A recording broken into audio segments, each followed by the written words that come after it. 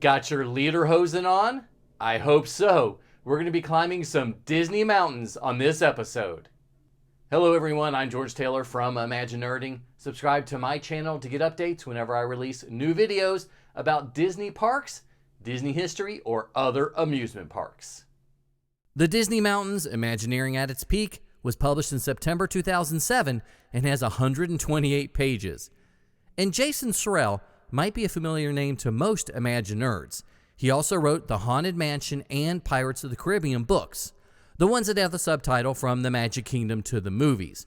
And they are pretty amazing and the de facto histories of those attractions.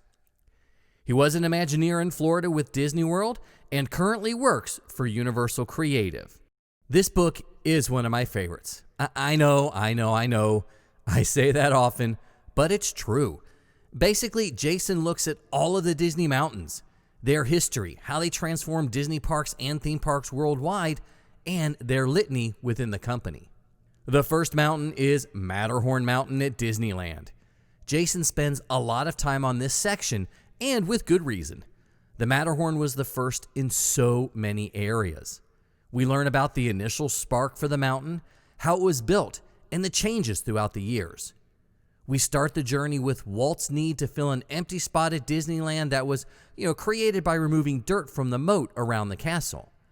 Originally named Holiday Hill and then Lookout Mountain, not only was it an eyesore, but the park operations staff had to continually keep a lookout for some of the park's more brazen guests.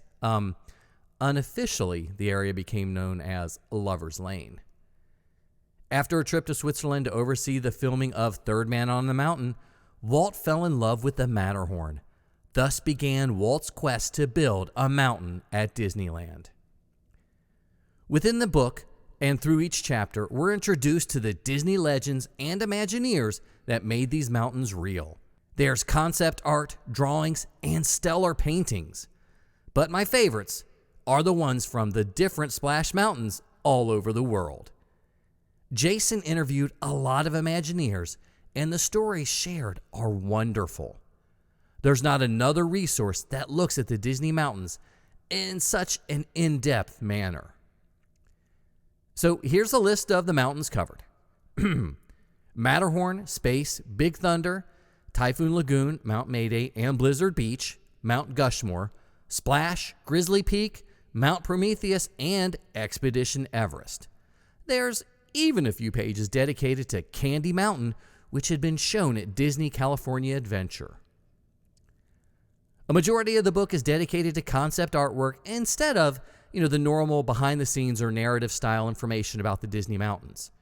It makes sense in this case, simply because Surrell has to cover so many Disney mountains in so many Disney parks. The concept art is simply amazing. Works by John Hench, Herb Ryman, Mary Blair, Tony Baxter, Clem Hall, and Dan Guzzi are scattered throughout the book. I love the story about Space Mountain in the original concepts. So the original concept art for Space Mountain called for parts of the track to circle outside of the lower part of the building and near the spires, mainly to entice people to ride it. The Imagineers feared that people would shy away from the ride if they didn't know what to expect. The ride tracks at the top would have simply been a smaller version of the ride tracks in vehicles with small dummies in them, sort of like the mighty microscope in Adventures Through Inner Space. Weather, costs, and engineering kept the original idea from fruition. It's a great title and one that I'd like to see Disney or another publisher do more of. Jason is a natural storyteller and highlights a lot of the anecdotes from the Imagineers that show how special the Disney mountains are. And that's what makes this book so entertaining. Not only are you learning Disney history, but you're enjoying yourself too. Just like watching all of my videos, right?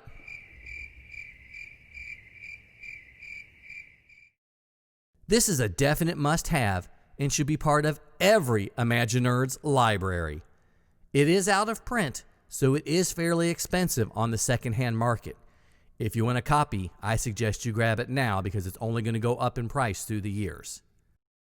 Do you own the Disney Mountains, Imagineering at its Peak by Jason Surrell? What's your favorite mountain out of all of the Disney parks? Leave me a comment and let me know.